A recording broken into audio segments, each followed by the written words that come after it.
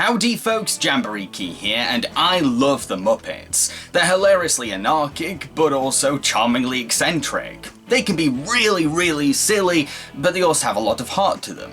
Jim Henson created the Muppets because he wanted to prove that you could use puppetry for more than just preschool education.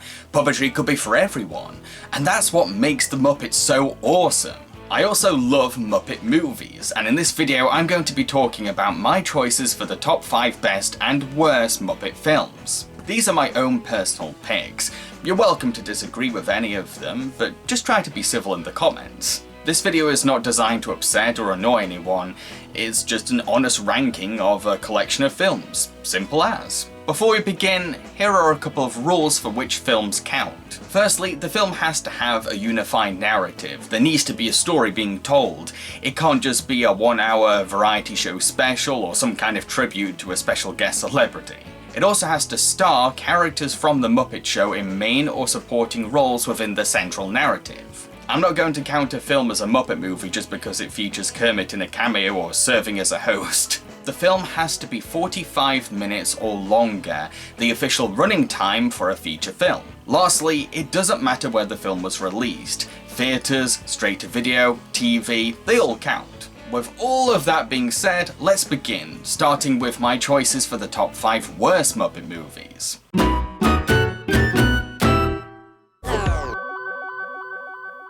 It's a very merry Muppet Christmas. When the Muppets Theatre is at threat of closure by Rachel Bitterman, who wants to turn their beloved stage into a sleazy nightclub, Kermit must put on a special performance to raise money to save the theatre. But Bitterman has rigged everything to make sure that the Muppets don't win the day. Meanwhile, an angel called Daniel is trying to convince God herself that someone needs to help Kermit. Cue a tribute to the classic Christmas movie It's a Wonderful Life, a film I'll admit that I've never seen before. Now, I did kind of like this movie, as it got quite a lot of laughs out of me. It's a funny film. Why, if I live to be 102, I'll never forget the year that the Muppets almost missed Christmas.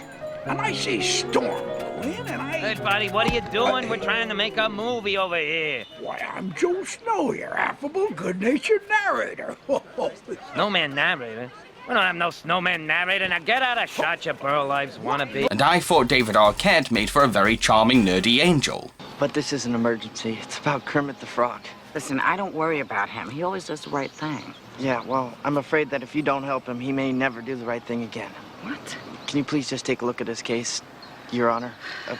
Your Excellency. So, when ranking these films, I was surprised that this movie ended up on my worst list. The thing is, when there aren't that many films to rank for these kinds of videos, sometimes the not-so-bad films can end up on the bottom. But, to be fair, I will admit that there are some things to criticize about this movie. First of all, it goes with a very cliché story, as the whole save the theatre narrative is as old as cinema itself. Yes, the Muppets 2011 did a similar concept, but at least that film knew it was a cliché and approached it with a sense of humour. This movie just recycles the save the theatre formula beat for beat without any satirical twists. Secondly, this movie can be really inappropriate for a family film, going for some jokes that are rather sexual. Listen to me, my little king prawn king. You answer this question, and I'll give you your Christmas bonus. Then tell me. Which can be funny for adults, but isn't exactly suitable for younger audiences. The Muppets' charm comes from how they can appeal to everyone of all ages without catering to more than the other, but this film tries too hard to be smutty and edgy. It's like it forgets that kids are watching. Another issue is that the film really shows when it was made, often referencing anything that was popular around the early 2000s, which not only dates the film severely, but also indicates that the movie was trying too hard to be relevant to trending entertainment, rather than creating something forever timeless. As if NBC assumed that the Muppets couldn't hold their own, so they needed hip references to appeal to the mainstream market. All in all, I'd say that this movie is a guilty pleasure for me, but I can see why it ended up on my worst list, as it does have many problems that plague early 2000s Muppets projects. The Muppets Take Manhattan. When Kermit takes the Muppets to New York to greenlight his musical Manhattan Melodies for Broadway, it turns out that no producer is interested in the project, so everyone goes their separate ways to find new jobs. But Kermit stays in New York to continue promoting the play by putting on a variety of disguises, each designed by fashion student Jenny. It also turns out that Miss Piggy never left New York and is stalking Kermit, furious that the frog is getting close to Jenny. The whole idea of the Muppets having to get regular jobs to survive may seem realistic and relatable, but it doesn't really add much to the narrative, as the jobs the Muppets are doing aren't really funding the musical. For the most part, we're just randomly cutting to the Muppets being unhappy in their jobs. It's all more miserable and downbeat than funny or charming. Meanwhile, Kermit tricking producers with disguises not only goes against his sincere character, but is also missing another Muppet for the frog to bounce off of. Yes, he later stops doing this, admitting that it was wrong, but it's the uncharacteristically fraudulent Kermit that we spend the most time with. Also, the love triangle plot is very repetitive, going through the same tired cycle of Kermit feeling sad, Jenny cuddling him better, and Miss Piggy getting angry from a distance. The main point of the story, which is for Kermit to get a producer to buy the script for Manhattan Melodies, doesn't even get resolved through hard work or clever wit, as it turns out that a producer's son had sent a letter to Kermit to say that he wants to produce the musical himself, making nearly everything we just sat through seem pointless and redundant, as no matter what the Muppets did throughout this film, the movie's conflict had already been fixed at the start. The Muppets just didn't know. The movie attempts to throw a wrench into all of this by having an out-of-nowhere cliché amnesia plot for Kermit, which not only makes the film drag on for even longer, all for the one boring joke of Kermit assuming he's a marketing consultant, but this memory loss plot also concludes with the most predictable solution imaginable. Look, I know that this film has its fans, and if you enjoyed this movie, then that's great. I'm glad it entertains you, but I didn't enjoy it all that much, because of its rough screenplay and the fact that the Muppets, who work best as an ensemble cast, spend most of the film apart from each other, taking away the whole dynamic that makes most Muppet movies really fun. Muppets from Space. Gonzo is beginning to face an existential crisis, wondering who or what he even is, and longing for a family. When he starts seeing signs that extraterrestrial beings are contacting him, he comes to the conclusion that he's an alien, and that his outer space family is trying to reach him. When the head of the secret government organization Covenant, K. Edgar Singer, discovers that Gonzo has connections with these recent alien activities, he lures Gonzo and Rizzo into his facility. He then sends Rizzo to the lab rat department, and Gonzo is set to have his brain removed for information. The idea of the Muppets entering the realm of science fiction sounds like an awesome concept, as it could have meant taking all these characters on a fun space adventure. But what we get instead is far, far less inspired. Muppets from Space is an hour of Rizzo and Gonzo being trapped in a boring government building, while the rest of the Muppets come to rescue them with help from gadgets that make their mission way too easy. Everything is pretty much filler until Gonzo's alien family arrives. And yes, their appearance is the best part of the film, but what we have to sit through to pass the time is painfully dull. Even Frank Oz, a longtime Muppeteer and Jim Henson's best friend, said that this film lacked the magic and spirit of the Muppets. I'm not saying that this film is devoid of merit, as it does have a few funny moments.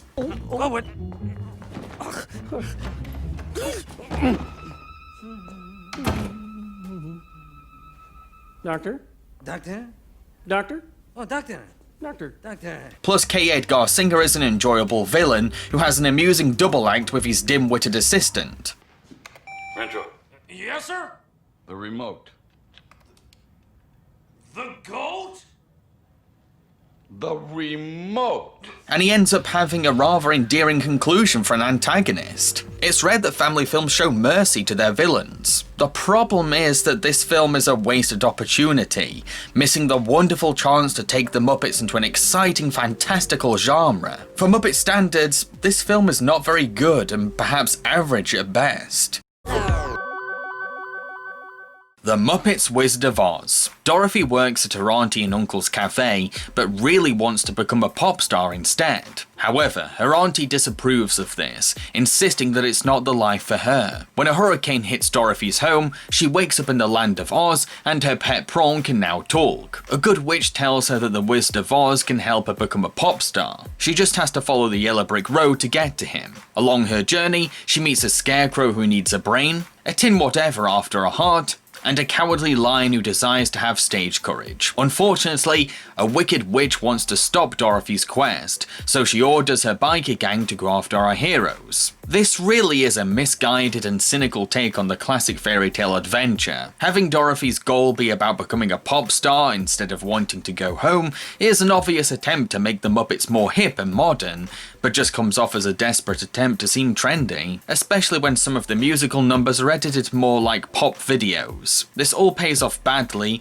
as now Dorothy is written with more sass and attitude, taking away the innocent charm that made the original character so likable.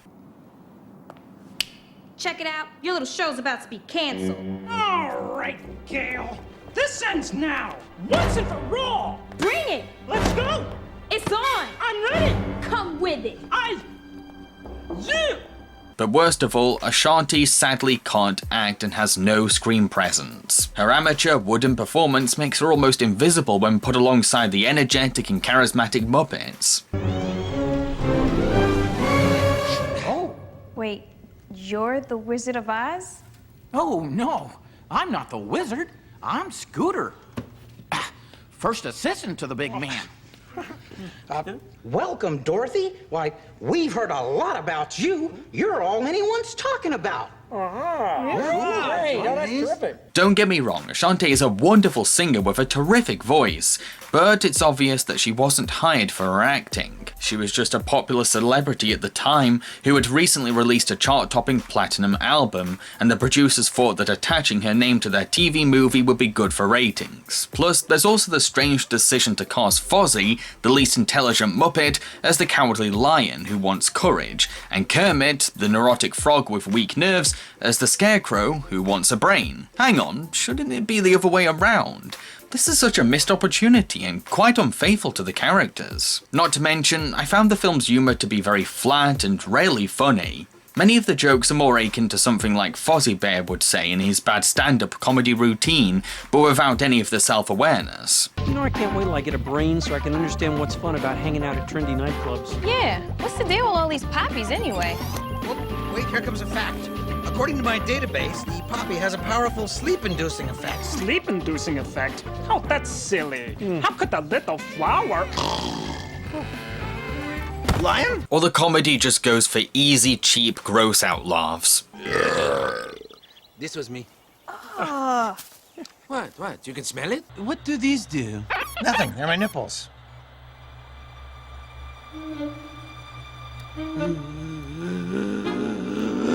The only saving grace would have to be Miss Piggy as the Wicked Witch. Her diva personality is perfect for a villainess like this, and her scenes often steal the spotlight. Well, then bring me the magic trumpet of death! I will send in the crows of despair instead! The crows of despair are at a wedding? Muppets Wizard of Oz is an obvious desperate ratings grabber, with most creative decisions coming from a cynical place, like an unnecessary Quentin Tarantino cameo to draw in older audiences. As a Muppets fan, I have to say that this was a low point for them. It makes me sad more than anything. Kermit's Swamp Years. In this origin story for Kermit, we go back in time to see what life was like for the frog. You see, Kermit lived by the swamp with his large family, often hanging out with his friends Goggles and Croaker. But he also dreamed of leaving the swamp to find something new and exciting. After being chased down by Blotch the bully, Kermit and his friends end up hopping outside their home. Suddenly, Goggles and Blotch are frog-nabbed by a pet store owner. The two of them are then sold to a science teacher who plans on using them for a live dissection experiment in his class. With help from a talking dog with good sniffing senses, Kermit and Croaker have to rescue their friend. If you want to go into this movie with the desire to see Kermit's childhood life by the swamp, you'll be disappointed, because despite the film's title, we don't spend much time in the swamp. and Kermit's family only have very tiny cameos, like they don't even matter that much. So as an origin story, it's quite the letdown for those who want to learn about Kermit's upbringing. Even when you put that aside, what we have is a very generic adventure movie,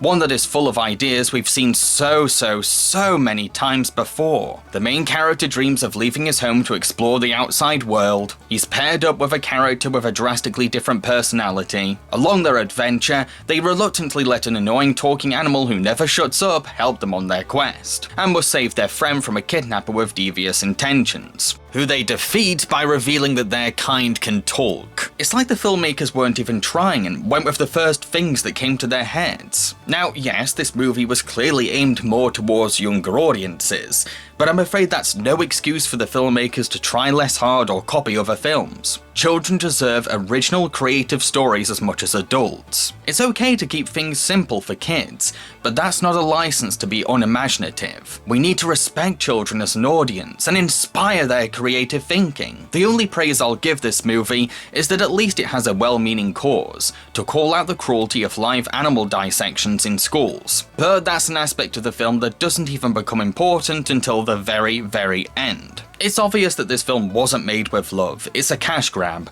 the kind of children's filmmaking that Jim Henson himself despised. Kermit Swamp Years is a bland, forgettable straight-to-video movie that doesn't take any risks or try anything fresh, with a beloved licensed character slapped on its cover to sell more copies. This is what makes Kermit Swamp Years the worst Muppet movie to me. It just doesn't care about the legacy of Jim Henson and Kermit or the dignity of children watching it. It only wants your money. So, those were my picks for the top 5 worst Muppet movies. I think it's time to stop being a negative Nancy and now talk about my picks for the top 5 best Muppet movies.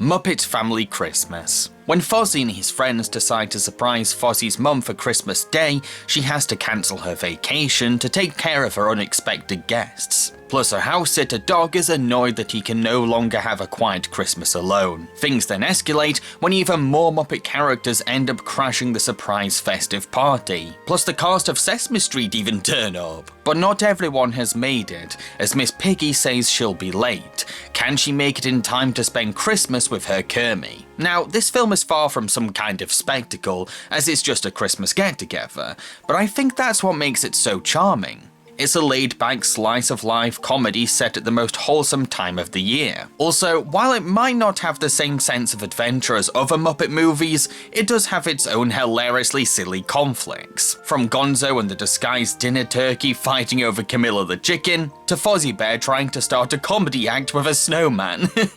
But there's also moments of genuine heart. I particularly love a scene in which Swedish Chef is about to cook Big Bird for Christmas dinner, only for Big Bird to give him a present to help him with his homesickness for Sweden. I melted into a buttery puddle when I saw this part.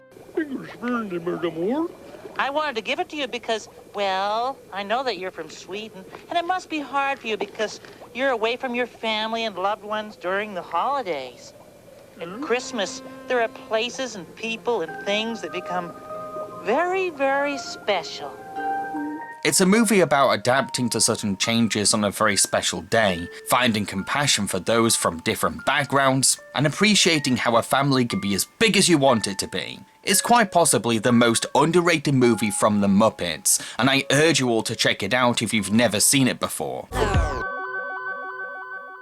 The Great Muppet Caper. Fozzie and Kermit play twin newspaper reporters, and Gonzo is their photographer, but the three of them are at threat of being fired. So they head off to England to investigate a jewel robbery. While in the UK, Kermit meets Miss Piggy, who poses as her boss, Lady Holiday, to get closer to Kermit. Meanwhile, the real Lady Holiday's jealous brother Nicky and 3 bitter supermodels end up framing Miss Piggy as the jewel thief. And the 4 of them plan to steal Lady Holiday's most valuable jewel, the fabulous baseball diamond. This is perhaps the funniest Muppet movie of them all. Heck, one of the funniest films I've seen, period, with every joke landing like an exploding grenade. We thought identical twins working on a newspaper would make an interesting story. Yeah.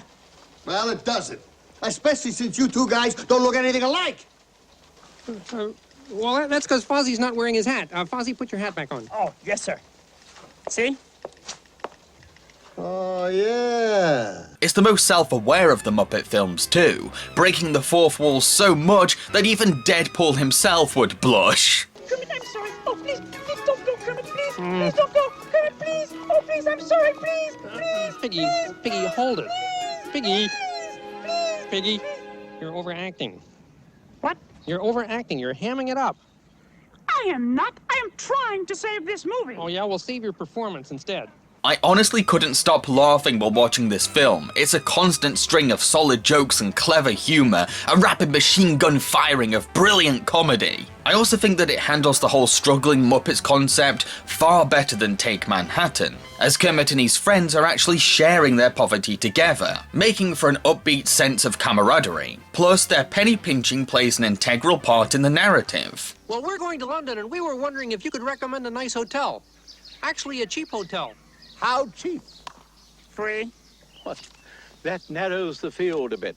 It's a rather elegant movie too, somehow bringing sophistication and class to the Muppets. A franchise best known for anarchy and misbehaviour, but at the same time, every Muppet is retaining their eccentric personalities and cartoony energy, which wonderfully contrasts against the luxurious backdrop of the story. I love the villains as well. I adore how Nicky's crush on Miss Piggy makes it hard for him to frame her, seeming genuinely torn about what he's agreed to do, giving him emotional depth as an antagonist.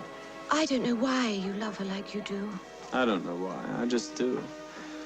Well, you better snap out of it, and fast. We've got to plant the goods on her to take the heat off us. I know the plan, I just wish there was another way. It is the only way, especially now the cops are starting to ask questions. Hey, I'll do my job, and when I give the signal, you do yours. Forgive me, Miss Piggy. Not to mention, the movie manages to make supermodels of all people come across as surprisingly intimidating, utilising their tall heights and doll-like appearances to strike a menacing screen presence. This is a film that succeeds at many things, so much so that I can't deny its place on this list. It's a hilarious, entertaining and well-made heist movie. Muppet Treasure Island. Jim Hawkins is an orphan who lives with his friends Gonzo and Rizzo, slaving away in a tavern day after day. But one night, they are handed a legendary treasure map by the pirate Billy Bones on his deathbed. So, with help from a dim-witted squire, played by Fozzie Bear, and a noble captain, played by Kermit the Frog, the trio head off on a sea adventure to find the treasure. However, it turns out that the crew is made up of sleazy crooks, each one chosen by the charming ship cook, John Silver. Jim gets close to John, seeing him as a father figure and someone to teach him about sailing. Unfortunately, it turns out that John is a pirate captain and everyone on board is working for him. John kidnaps young Jim Hawkins and his crew hunt down the treasure on the island it's been buried under, while the captain, Gonzo and Rizzo go rescue the boy. The best word for this movie is fun. It's awesome swashbuckling entertainment. Everything about it is really exciting to watch. The tension aboard the ship when the captain suspects the crew's intentions, the hunt for the treasure, the captain's rekindled romance with an old lover played by Miss Piggy, and the eventual showdown between the heroes against the pirates.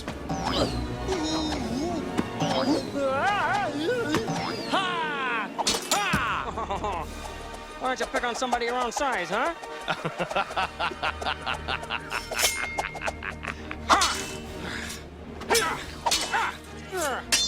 But there's also something really heartfelt about the friendship between Jim Hawkins and John Silver. Jim sees John as someone to fill in the void of having no parents, hence why he looks up to him so much. But he later comes to accept that he's not the ideal dad after all, as much as it breaks his heart to admit it.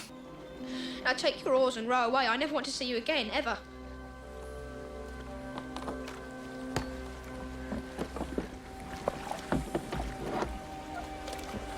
Of course, you all know the main reason why I love this movie. My Lord and Saviour, His Holiness, Tim Curry. This is maybe his greatest acting performance in a movie, proving himself to be surprisingly subtle as a pirate who cleverly tricks Jim. Here you go. Your bread and water for today. But I ordered shrimp scampi. It's more than you deserve, you villainous dogs! Oh, Jim. By rights, I should be locked up too, for letting thieves like them aboard this ship. Oh, it chills me To think that they almost killed your little friends, looking for some daft treasure map. While also having a soft spot for the boy, creating a complex duality of fatherly love and a greed for gold. Give us one more chance.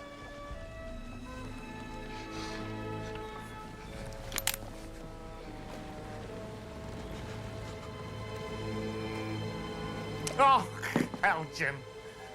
I can never harm you. You're honest and brave and true. You didn't learn that from me. But what makes his role so brilliant the most is how much fun he's having playing a pirate alongside the Muppets. Tim is a confessed Muppets fan, something you can really tell. His acting is compelling not just because he really sells the pirate act, but he also totally believes in the magic of the puppetry around him and finds joy in performing scenes with these felt characters. This is for you. The black spot. Yeah. You dare to give me the black spot. Well, he told me to. What? Shut up, will you? And it's drawn on a page from the Bible. The Muppet Treasure Island is a gripping, funny, and highly enjoyable adventure comedy. A real blast from start to finish. I love it so much. The Muppet Christmas Carol. Ebenezer Scrooge is a cruel man who feels apathetic to those in need and scoffs at the act of generosity. So he's visited by 3 different ghosts of Christmas timelines, each coming to encourage him to develop a stronger empathy for others and learn how his toxic behaviour is affecting those around him. What makes this film so endearing and beloved is that it's a really affectionate adaptation of the Charles Dickens novel, one that uses the book's message to perfectly fit with Jim Henson's philosophy of spreading joy and kindness. There's a sincerity to the Muppets' take on this classic supernatural fable. Director Brian Henson clearly respects both Dickens' mission to spotlight poverty and the appeal of his father's timeless characters, while also bringing a cinematic theatricality and ominous atmosphere to the story. Brian really is an underrated filmmaker, I have to say. Michael Caine sells himself fantastically as Scrooge, nailing the hard bitterness of the grumpy old man with so much believability. I know how to treat the poor. My taxes go to pay for the prisons and the poorhouses. The homeless must go there. But some would rather die. If they'd rather die, then they'd better do it and decrease the surplus population. While also demonstrating a vulnerable humanity to the character that makes him sympathetic too. Spirit, show me no more. Why do you delight in torturing me? I told you, these were the shadows of the things that have been. That they are what they are, do not blame me. Leave me. Plus Gonzo and Rizzo help bring a sense of humour to the story, with Gonzo serving as an entertainingly whimsical comic relief narrator and making for a terrific double act with Rizzo. The Marleys were dead to begin with. Oh, pardon me? That's how the story begins, Rizzo. The Marleys were dead to begin with. Oh. As dead as a doornail. It's a good beginning. It's creepy and kind of woohoo, spooky. Oh, thank you, Rizzo. You're welcome, Mr. Dickens. They know when their act is suitable for spicing up a scene and respectfully bow out when the movie needs a more serious tone. The Muppet Christmas Carol isn't just a great Muppet movie, it's also a brilliant piece of festive drama that carries on Dickens' legacy with pride. The Muppet Movie. Kermit is a frog who lives peacefully in his swamp, but when a talent agent rows by, the amphibian realizes that he has potential to become a Hollywood entertainer, and so he goes off on a road trip to LA. Along the way, he meets many other talented Muppets, who agree to join his journey and live out their own dreams. However, a wealthy tycoon called Doc Hopper wants Kermit to be the mascot for his Fried Frog Legs franchise. But obviously, Kermit wants nothing to do with Doc, so the disgruntled businessman vows to hunt down and capture the frog. This film is the very definition of well-executed simplicity. It's one thing to just recycle cliches without any clever twists, but it requires real effort to take a basic storytelling template like an A to B road trip and find imaginative ways to utilize it. The Muppet Movie's charm comes from its creative ideas for making this driving adventure fun, always inventing crazy wild conflicts for the Muppets to handle, while also having the patience to let them stop for character development or a relaxing break from all the silly action. Not to mention, it also has a beautiful message about chasing your dreams. To find that enthusiastic energy to pursue the life you always wanted, no matter what others say or how many obstacles hinder your path. With the lovable eccentric Muppets serving as role models for never giving up. Because all my life I wanted to own 1,000 frog-leg restaurants, and you're the key, Greenie. Yeah, well, I've got a dream too. But it's about singing and dancing and making people happy. That's the kind of dream that gets better the more people you share it with. And, well, I found a whole bunch of friends who have the same dream. And it kind of makes us like a family. It's a film that's consistently entertaining, but at the same time gives a humanity and complex emotion to these characters. Particularly Kermit, who has a powerful scene in which he confronts his very self about his feelings. Whether you promised them something or not, you gotta remember, they wanted to come. But that's because they believed in me. No, they believed in the dream. Well, so do I, but you do? Yeah, of course I do. Well then, I guess I was wrong when I said I never promised anyone. I promised me. The Muppet Movie perfectly captures the spirit of the Muppets, finding that well-measured balance of wacky comedy and sincere character drama, while also appealing to everyone of every age and inspiring audiences to never abandon the lives they daydream about having. This is why I consider this film to be the best Muppet movie. It's everything that the Muppets need to be, all wrapped up neatly in a felt package and decorated with a wholesome bow on top. I'll always treasure it as a classic. So those were my choices for the top 5 best Muppet movies. I've been Jambareeqi and I hope that you enjoyed this video. If you did, then feel free to subscribe, like and share. So what would be your choices for the top 5 best and worst Muppet movies? Let me know in the comment section below. This was actually my last top 5 best and worst video in the series. Why? Well, mainly because I'm not having fun making these videos anymore. They're more like a chore. Mainly because I don't like doing worst countdowns anymore. You might have noticed that I sounded way more enthusiastic when talking about my favourite Muppet movies. The problem with doing these worst lists is that I don't have time to provide constructive feedback for these films that I think are bad or average. And the thing is, I would prefer to make more good faith content. I want to make videos that inspire and motivate. And well, this top 5 best and worst format doesn't fit that direction. The other reason why I want to end the show is a more personal one. You see, when I made my top 5 best and worst Blue Sky Studios video and it went almost viral, I kind of went through a stage of imposter syndrome. Yeah. To the point where I almost developed a drinking problem. I came to the conclusion that the reason why these top 5 best and worst videos mainly get views is because of the algorithm. You put the keyword worst in your video title, you're going to get a lot of clicks. And to me, that doesn't really feel very rewarding or satisfying. I'd prefer if people discovered me naturally. Now, I know a lot of people will now say, yeah, but I really enjoy watching your top 5 best and worst videos. And that's great, that's fantastic, I'm glad they entertain you.